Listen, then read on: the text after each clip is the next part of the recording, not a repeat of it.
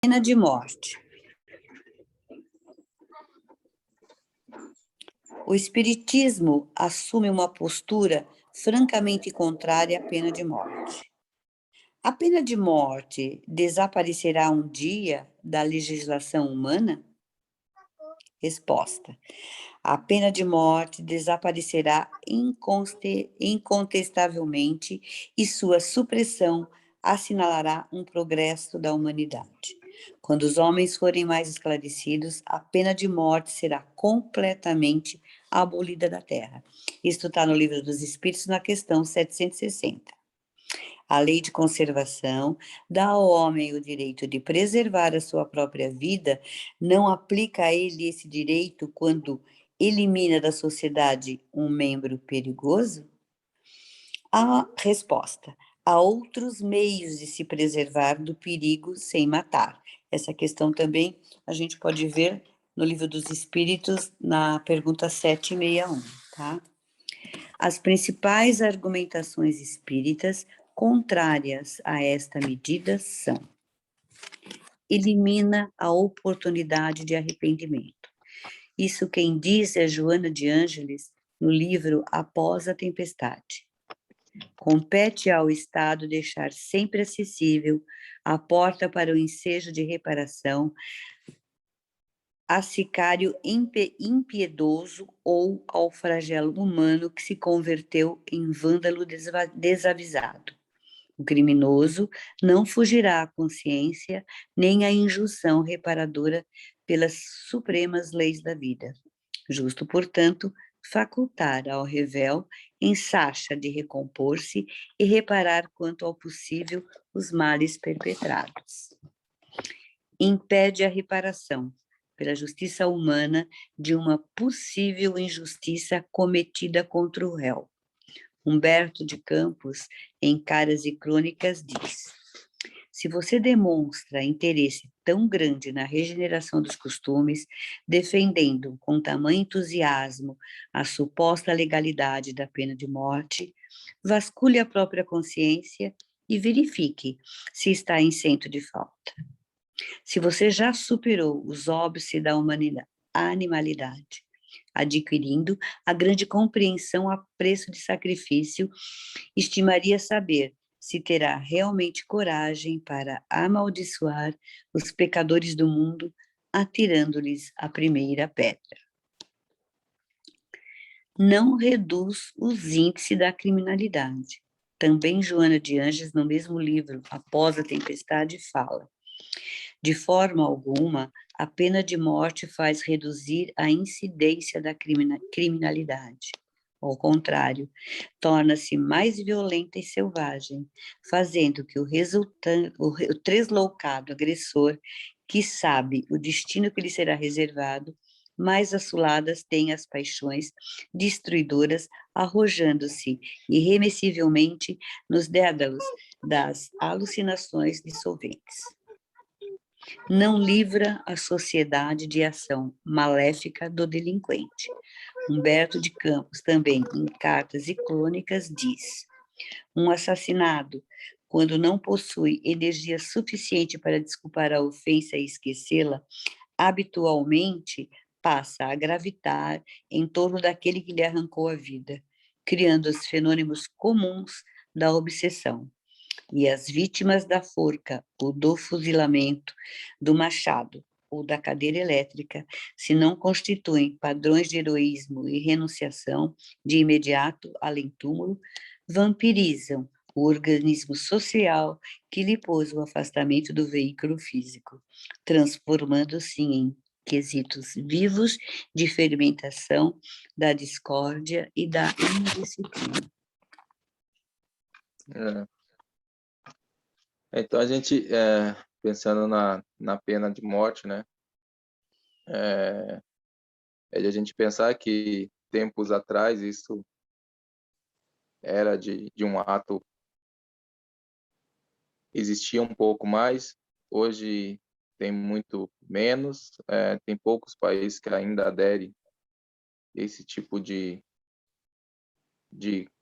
correção, entre aspas, né, mas a gente já percebe que nós, a humanidade, ela já evoluiu um pouco, ou já evoluiu a ponto de a gente deixar, né, de ter esse tipo de achar que isso é um tipo de correção, de a gente pensar que tem outros pontos, outros meios de ajudar, né, outro a se corrigir, né, por mais terrível que pareça ser ou que seja, né, o crime ou o que fez, né, há um meio ali de reparo, né, é de pensar que pode ser ou é um espírito ainda, como todos nós em evolução, mas a evolução dele, o estágio evolutivo dele ainda está no seu princípio ali, né, e não está adiantado um pouco, não evoluiu, mas faz parte da evolução, faz parte de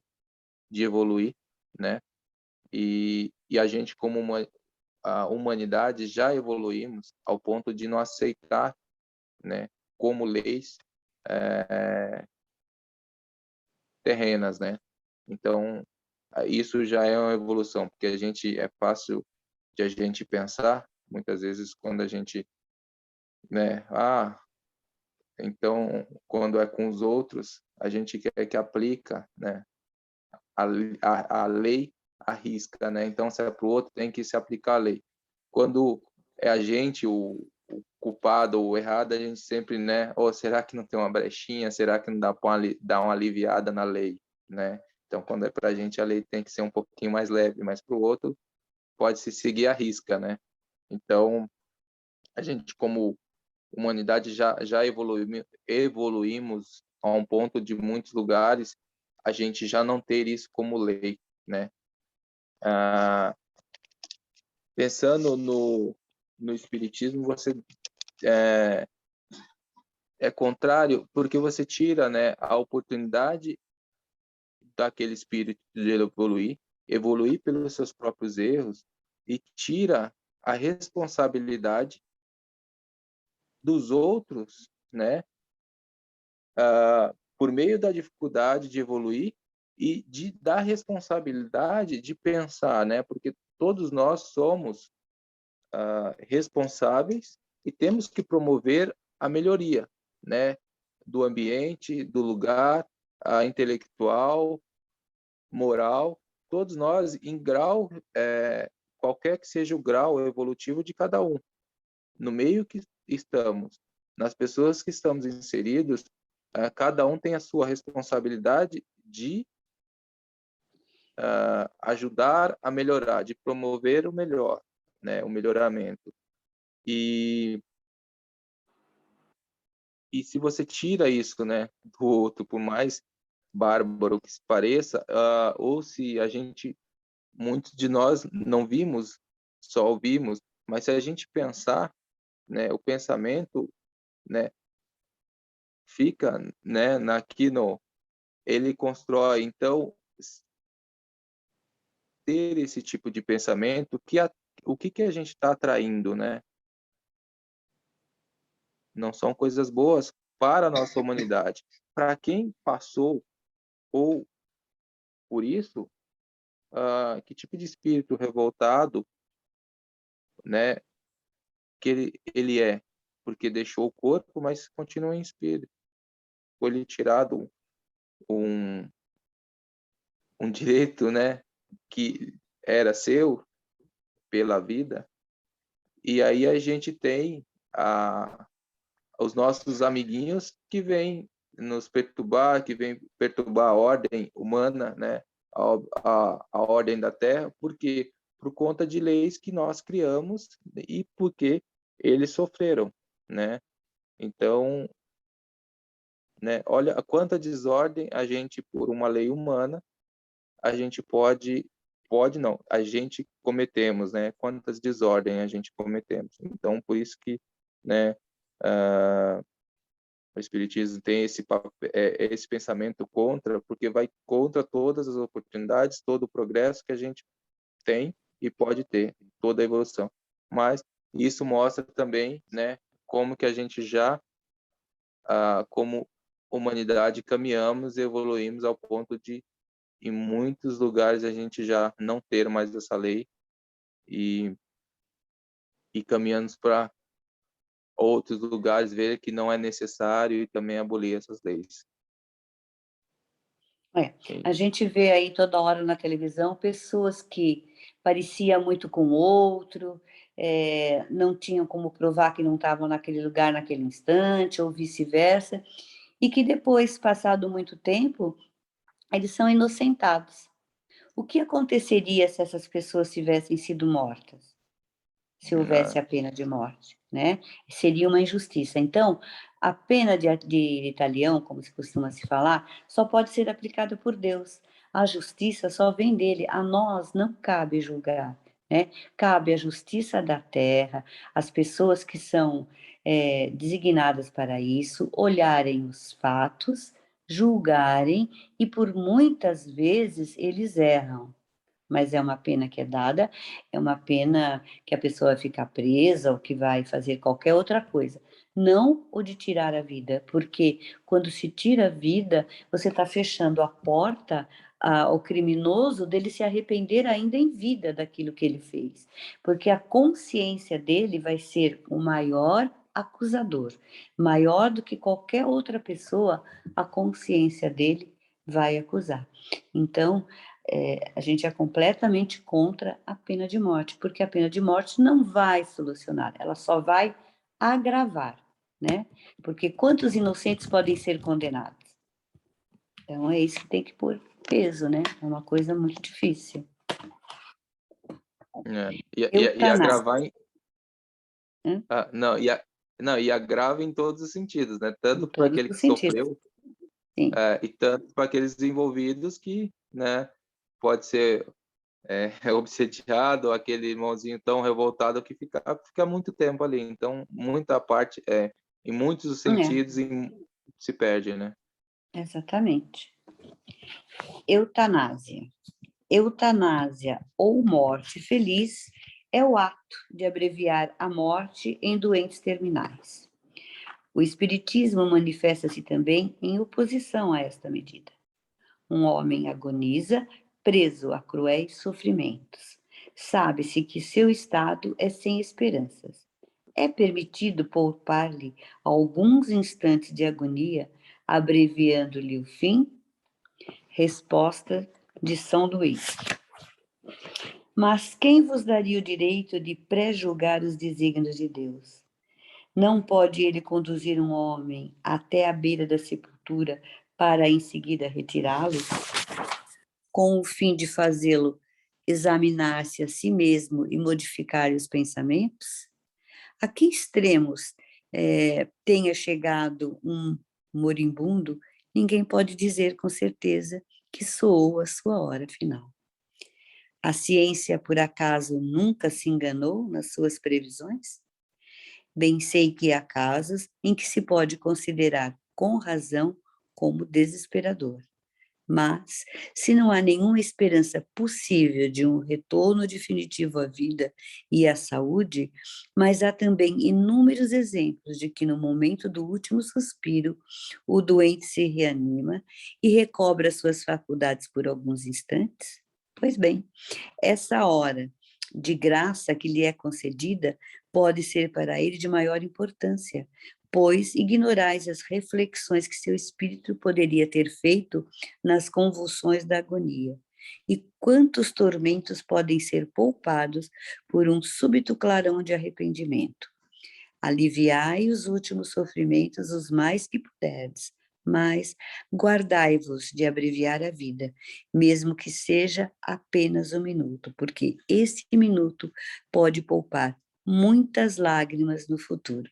Isso está no Evangelho segundo o Espiritismo, no capítulo 5º. É de a gente também pensar, né? Porque a gente vê, né, o sofrimento e acha que pode ali, né, abreviar o sofrimento, e a gente vai lembrar um pouquinho, né, de nada é por acaso, de causas e efeito, que por mais que seja que a dor, né, ela impulsiona a mudança, a evolução, de repente aqueles instantes de dor, sofrimento, aquele instante final, leva à consciência, ao despertar, ao arrependimento, né? E aí, né, aquele arrependimento, então, na consciência, e aí a evolução, a gente tem que pensar que, né, sempre há mais envolvidos e tudo tem que se levar em consideração, né, momento vivido, os envolvidos, né, então cada um tem a sua responsabilidade, o momento de chegada, o momento de partida sempre não é definido, né, pela gente, mas sim pelas tarefas, as expiações que a gente temos que passar, pelas expiações. E isso também faz parte do processo de expiação, do processo de consciência, né, de despertar de arrependimento. Então, né, é claro que tem que analisar o caso, cada caso, tem que analisar os envolvidos, né? Porque às vezes parece o caminho mais fácil ou o caminho a ser feito, mas dentro daquela, né, que parece não, que é o sofrimento, que é a dor, ali vai existir despertar, ali vai existir consciência até o último instante, né? Então, claro que é de se analisar, né? E de pensar o caso, pensar os envolvidos e também pensar no entendimento dos envolvidos, no entendimento de cada um, no conhecimento de cada um, né? E aí se faz esse julgamento ou não julgamento, mas sempre pensando em quem está envolvido, qual é o grau de entendimento e qual, né, a, o entendimento sobre tudo, sobre aquilo que está acontecendo. Daí a gente conclui que não somos donos da vida de ninguém. Não. Nem da nossa mesmo. Quem determina a nossa desencarnação é somente Deus. O horário que Ele permite, o dia que Ele achar melhor e como for melhor. Então, em todos os sentidos, nós não podemos fazer isso, nem conosco e nem com ninguém. Então, aí, principalmente com os outros, né? A eutanásia está fora de cogitação, né? Num instante, a pessoa pode se arrepender de milhões de coisas erradas que ela fez e consertar tudo isso, né? Um perdão, por exemplo, né? Mas a pessoa tem uma coisa, uma vida inteira contra determinada pessoa. Naquele instante ele pensa, poxa, tudo é bobagem, tudo foi besteira, eu perdoo ele, eu peço perdão, que a gente vê muito isso, né? Na Igreja Católica tem a extrema unção, que o padre vem e dá uma hoste, dá uma coisa, e nós espíritas temos que fazer preces, né? Conforme a gente disse, quando a gente tem uma pessoa que está muito adoentado, que acha-se que está já em estado terminal, nós ajudamos ela através de preces, fazendo com que aquele espírito se fortaleça. Aí nós estamos pedindo já pelo espírito, se o corpo já não responde mais, o espírito vai responder, porque é o espírito que se fortifica através das preces que a gente vai fazendo.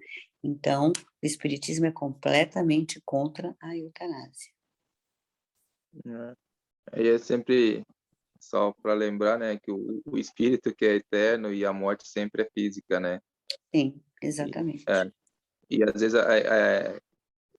até nesses casos, mas assim a gente tá, né, fazendo oração para o espírito e até o encarnado que está envolvido, talvez até teve o despertar já do aquele irmãozinho que está ali nos seus instantes finais, mas ele já está até um pouco mais esclarecido, né? E esse jeito, esse sofrimento traz o despertar também no que fica, né? Sim, Então, sim. então há para os dois lados, né?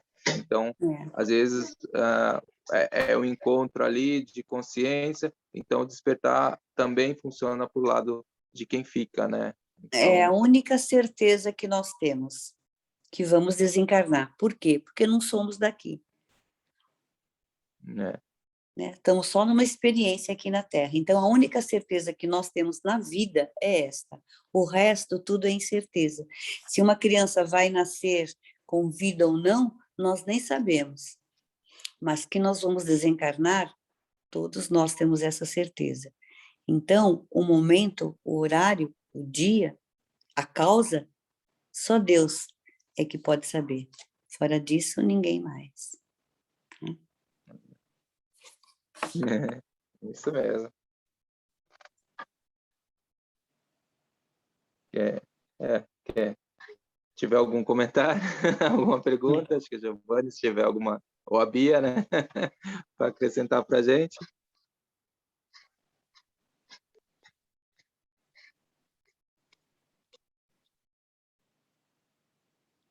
Acho que não. Acho que não. Você me falou que não aqui, ó, só se tiver a Giovanni, ó, a Bia quiser acrescentar alguma coisa.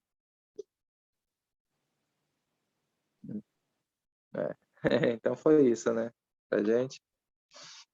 E agora é a nossa prece. A não ser que a Giovanni queira fazer no busão aí. Convida a Tô galera, brincando. Gigi. Convida a galera, Gigi.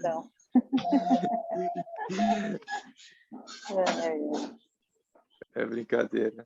Mas eu faço oração, sim. Dá para me ouvir? Não. Claro, dá sim, pode fazer.